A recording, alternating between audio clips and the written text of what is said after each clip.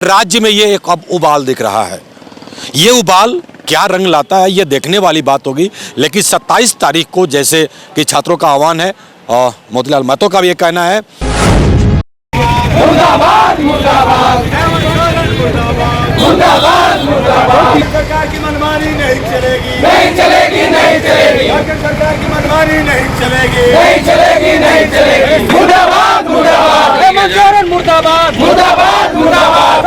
40 ना चलता, नहीं चलता नहीं चलता, 40 ना चलता, नहीं चलता नहीं चलता, 40 ना चलता, नहीं चलता नहीं चलता। उन्हें समाप्ति लागू करो, लागू करो लागू करो बंद करो बंद करो बंद करो। नहीं चलेगा नहीं चलेगा,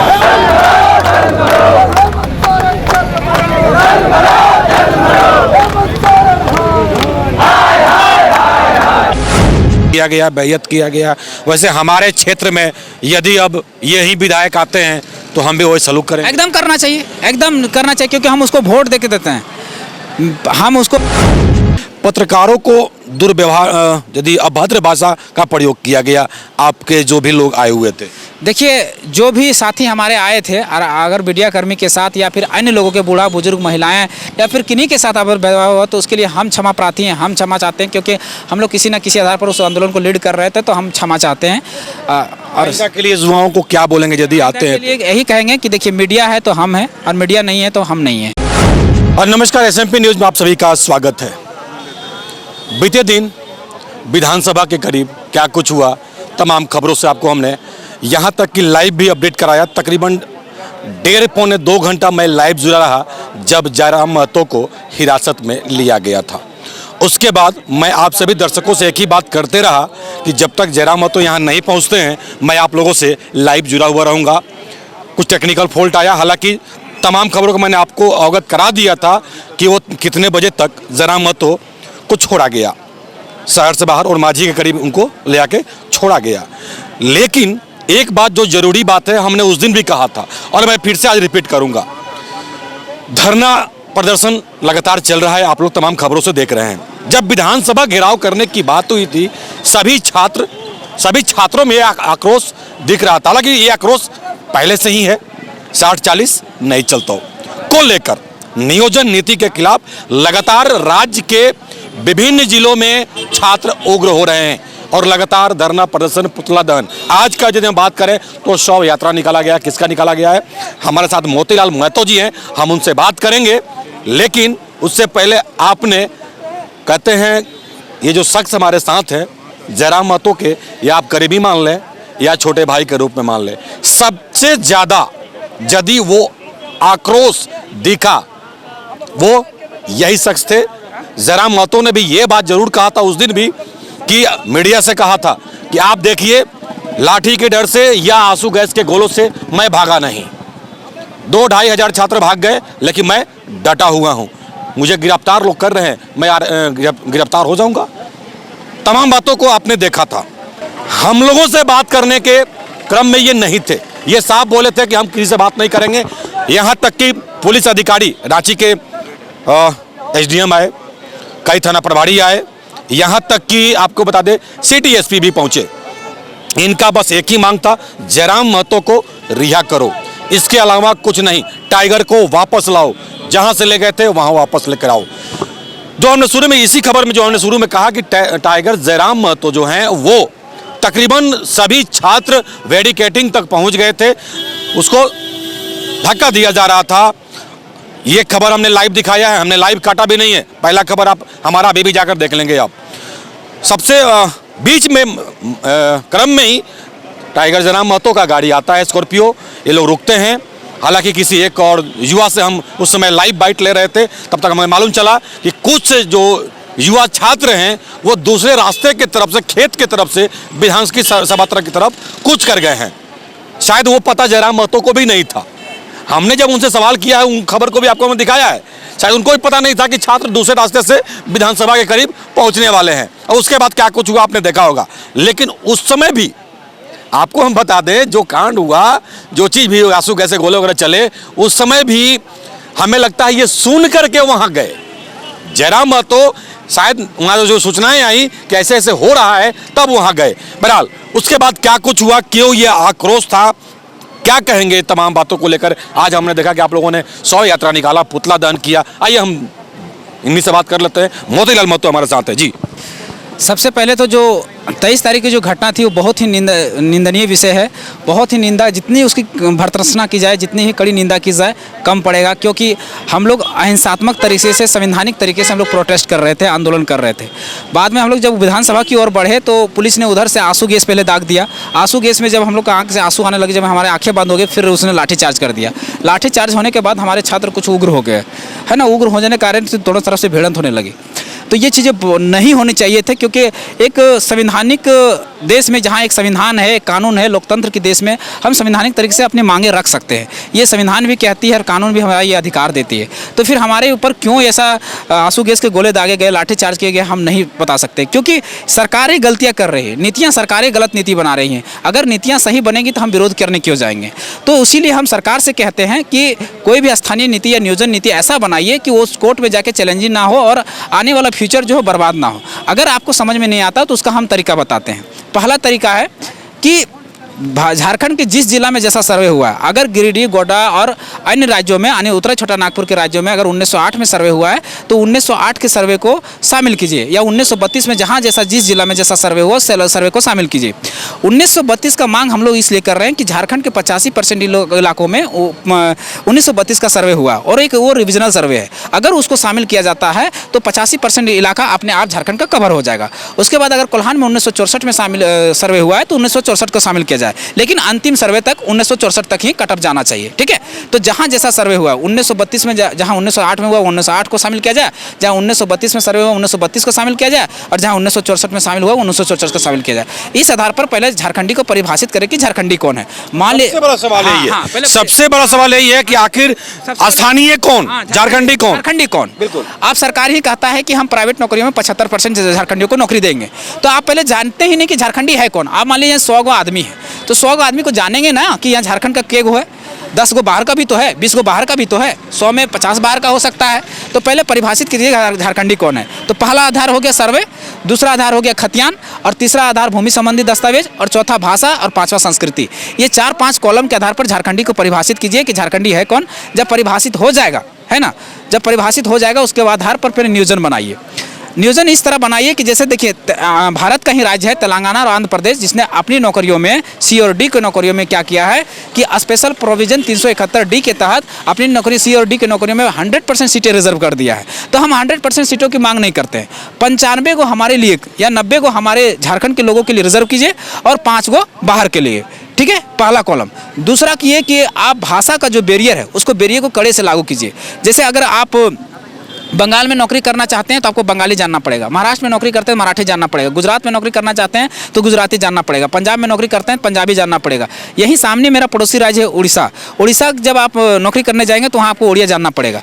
अब देखिए उड़ीसा क्या किया है अपना नियोजन नीति में, कैसे कैसे लोगों को अपने लोगों के लिए रिजर्व किया है। किस तरह से किया है कि कह दिया है कि हम 90 सीटें जो है उड़ीसा के लोगों के लिए रिजर्व करते हैं। ठीक है, यहाँ 90 लोग जो है 100 में 90 लोग यहाँ के लोग नौकरी करेंगे, 10 गो बाहर के लोग। उसमें 90 में से 10 गो बाहर छोड़ने के बाद भी क्या किया है कि एक भाषा का बैरियर लगा दिया। क्या आपको उड़िया जानना पड़ेगा। उड़िया में क्या बोला है कि he she must to able read write and speak Odia language. आपको पढ़ना, बोलना, लिखना और समझना जो है उड़िया आना चाहिए, तभी आप नौकरी कर सकते हैं। फिर दूसरा कॉलम कहता है कि आपको उड़िया अगर पढ़ लिख ले और जान भी रहे हैं तो उसको जानने के लिए भी आपको क्या करना पड़ेगा कि अगर पास करना है तो आपको वही इंस्टीट्यूट से पास करना पड़ेगा उड़िया लैंग्वेज जो उड़ीसा सरकार ने मान्यता दी है।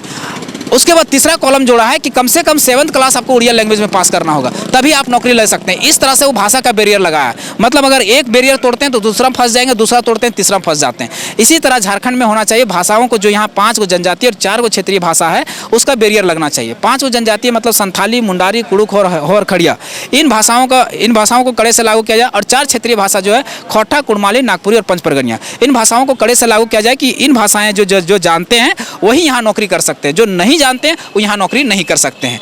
और इसको मेरिट पेपर में बना के सबसे पहले मेरिट पेपर में तो है ही। अब इस सरकार ने क्या नीति में बनाया है कि जो बाहर की भाषाएं हैं, जो अंतर्राष्ट्रीय भाषाएं, जो राष्ट्रीय भाषाएं, उसको यहाँ का क्षेत्रीय भाषा बना दिया है। इस सरकार को इतना तक पता नहीं कि कौन सा अंतर्राष्ट्रीय भाषा है, कौन सा क्षेत्रीय भाषा है, इतना तक ज्ञात नहीं है।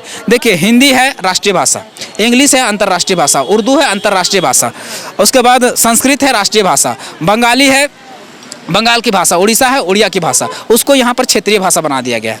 अगर क्षेत्रीय भाषा किसको कहते हैं? क्षेत्रीय भाषा उसको जो उसी क्षेत्र में बोला जाता है, उस क्षेत्र के अलावा किसी क्षेत्र में नहीं बोला जाता, उसको बोलते हैं क्षेत्रीय भाषा। अब उस क्षेत्रीय भाषा को बना देगा तो बंगाली पढ़ने वाले कहाँ से आएंगे? बंगाल से आएंगे, सिंपल सी बात है। और हिंदी इंग्लिश पढ़ने वाले कहाँ से आएंगे? पूरा भारत से लोग आएंगे। उर्दू पढ़ने वाले भारत से लोग आएंगे, संस्कृत पढ़ने वाले बाहर से लोग आएंगे। तो फिर झारखंड का बैरियर कहाँ रहा? फिर तो झारखंड के लोगों ने रिजर्व कहाँ किए? ये जो 60-62% है वो तो हमारा रिजर्वेशन है। सरकार ने हमारे लिए क्या रिजर्व किया? यही गलत नीति है जो जाके हाई कोर्ट, सुप्रीम कोर्ट में चैलेंजिंग हो जाता है। देखिए, रघुवर दास ने भी यही गलती किया था। वो कैसे किया? स्थानीय को 1985 का कट ऑफ मान दिया। 1985 जो गलत था, क्योंकि आप एक आधार मान लेते कि 1964 के सर्वे को लागू कर देते कि जहां 1964 तक जितना सर्वे हो उसको हम वहां तक हम शामिल करेंगे, उसके बाद नहीं शामिल करेंगे।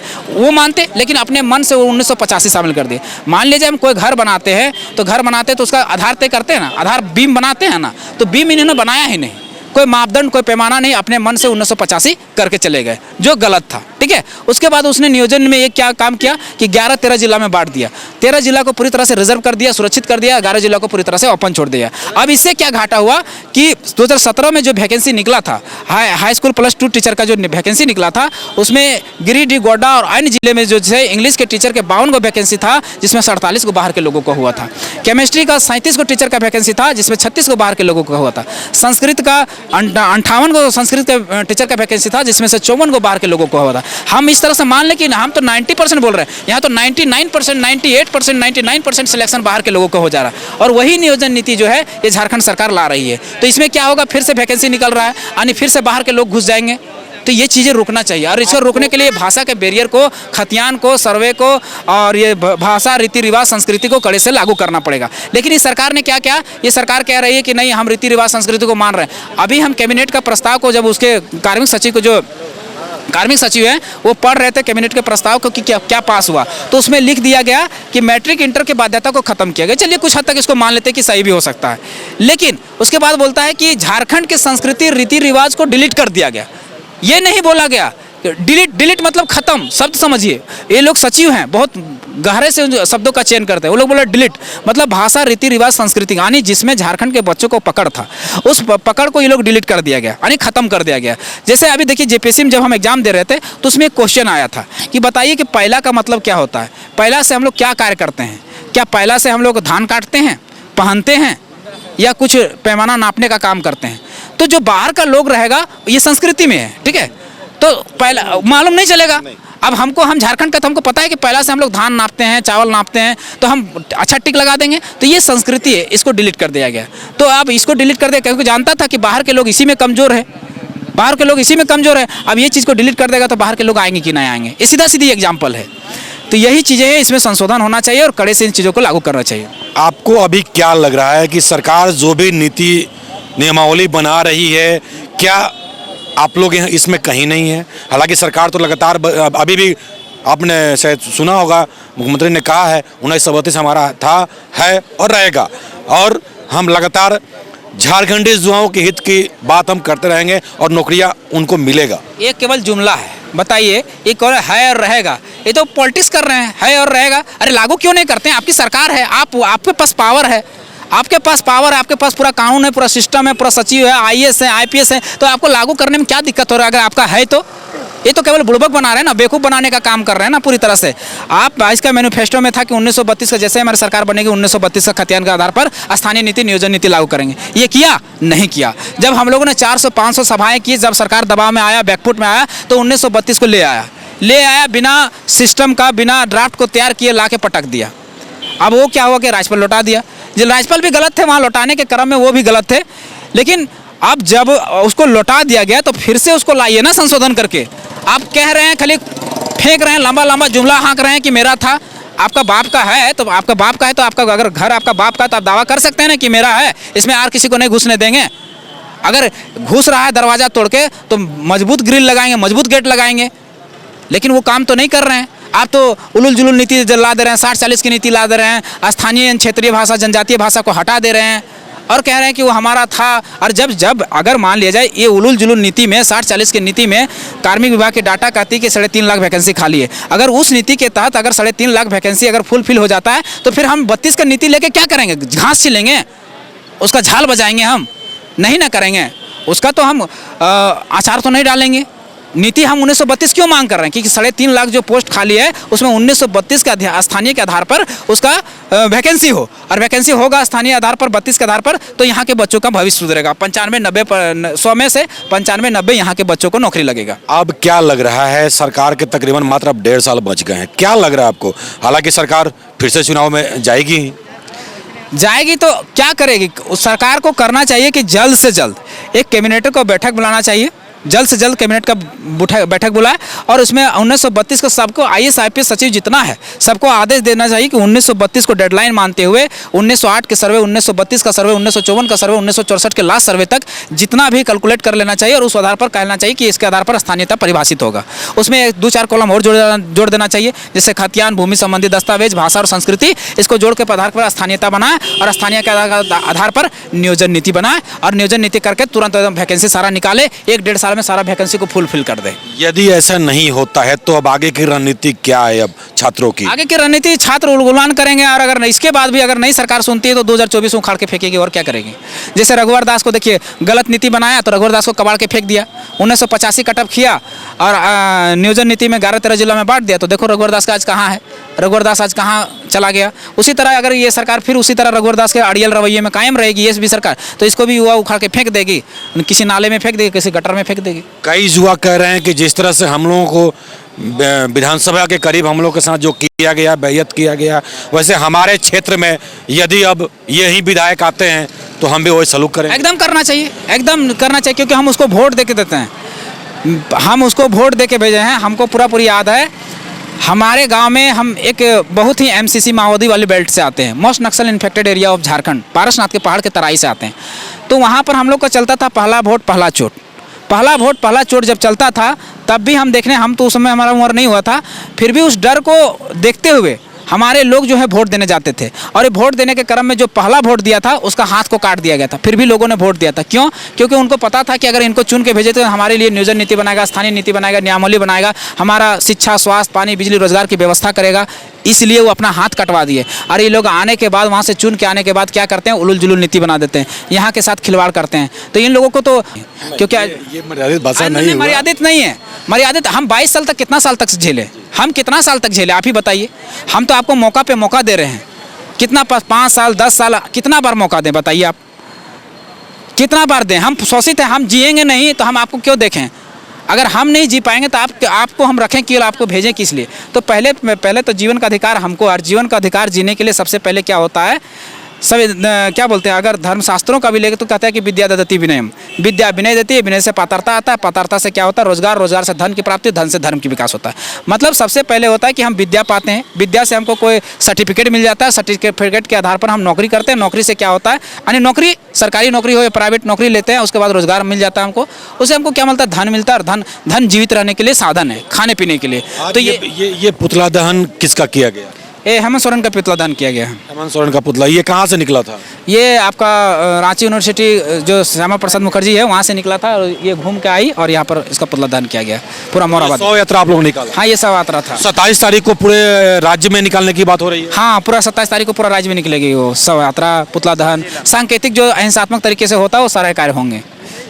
आपसे मोतीलाल जी, आपसे हम ये पूछेंगे, हालांकि आने वाले आप लोग भविष्य हैं, जो बातें निकल कर भी सामने आ रही है युवाओं के बीच से, कि यदि हम कहीं भी कोई अपनी बातों को रखते हैं तो क्या किसी जाति विशेष, धर्म या नाम के प्रति यदि कोई आपको कुछ नहीं किया है तो उसके भावनाओं को ठेस पहुंचाना चाहिए?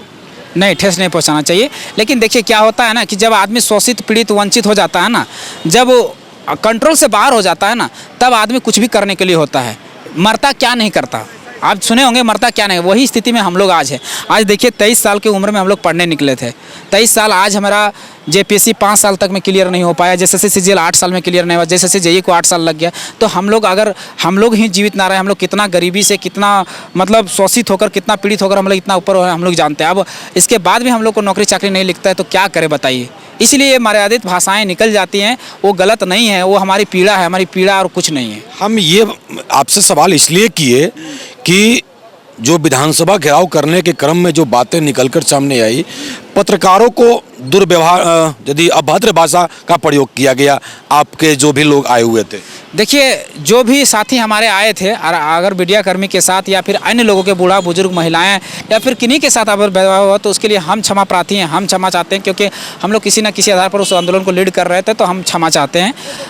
और इसका के लिए युवाओं को क्या बोलेंगे यदि आते हैं? यही कहेंगे कि देखिए मीडिया है तो हम हैं, और मीडिया नहीं है तो हम नहीं हैं, क्योंकि लोकतंत्र का चौथा स्तंभ है। हमारी जो विचारधारा है, हमारा जो आंदोलन है, ये लोग वहाँ तक जन जन तक लेके जाते हैं, और हमारी विचारधारा एक प्रबल बन पाती है, एक व्यापक स्तर पर जा पहुँचती है, जन जन तक पहुँच पाती है। तो हमारे मीडिया बंधु के साथ दुर्व्यवहार ना करें, महिला के साथ दुर्व्यवहार ना करें, रोगी के साथ दुर्व्यवहार ना करें, बूढ़ा बुजुर्गों के साथ दुर्व्यवहार ना करें, वहाँ के नागरिकों के साथ दुर्व्यवहार ना करें।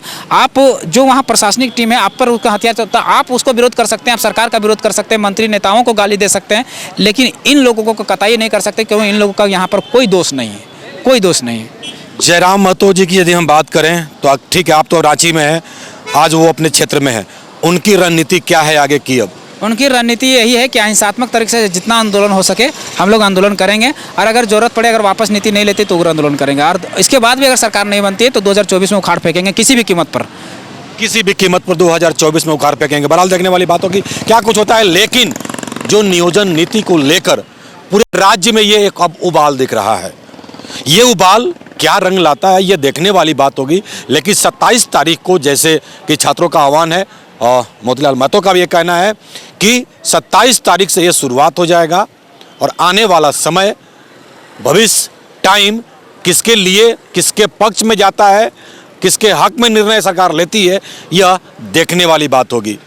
तो आज की खबर में बस इतना ही। बने रहे SMP न्यूज के साथ, अपना ख्याल रखें, क्योंकि आपसे हम, आप है हमारी ताकत। लेटेस्ट अपडेट के लिए हमारे फेसबुक पेज को फॉलो और लाइक जरूर करें, तो वहीं विस्तृत खबरों के लिए हमारे YouTube चैनल को सब्सक्राइब जरूर करें। आप सभी का बहुत बहुत धन्यवाद।